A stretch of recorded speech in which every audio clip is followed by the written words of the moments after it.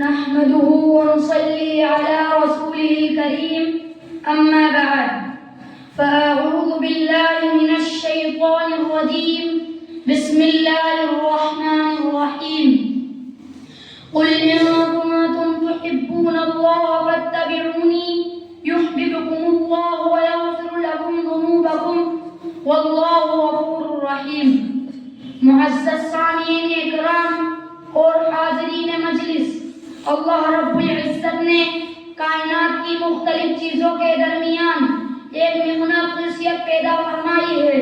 یہ منافسیت بے جان چیزوں کے درمیان ہو تو اسے کشش کہتے ہیں، اور اگر دو جاندار چیزوں کے درمیان ہو تو اسے میلان اور محبت کہتے ہیں. محبت کی تعریف بھی یہی ہے. دل کا کسی خوبی کی طرف از خود مائل ہو جانے کو محبت کہتے ہیں، اور محبت میں غرق ہو جانے کو عشق کہتے ہیں. میرے دوستو، اس فانی دنیا میں ہزاروں لوگ گزرے ہیں جن کو نہ ہم نے دیکھا ہے، نہ ہماری ان سے کوئی پہچان ہے، نہ ہم کو ان سے کوئی مالی فائدہ ہوا ہے، نہ ہم کو ان سے کوئی سیاسی فائدہ ہوا ہے، لیکن ہم ان سے محبت کرتے ہیں صرف ان کے کمالات کی وجہ سے.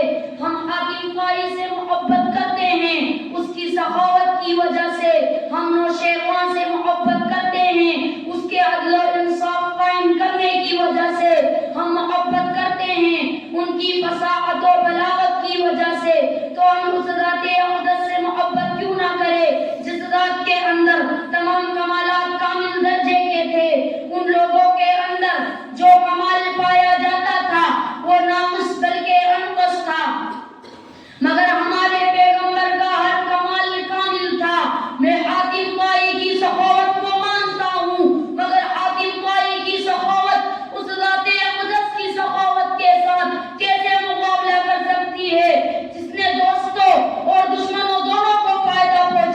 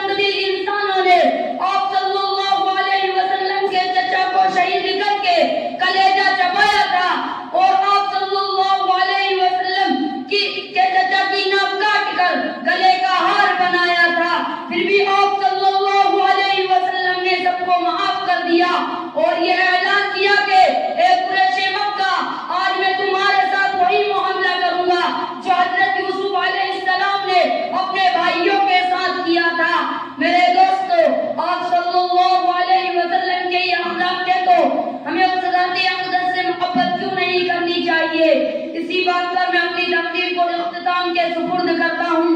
اللہ رب العزت ہم تمام معاذین و سامعین کو آپ صلی اللہ علیہ وسلم کا سچا عاشق بنائے اور آپ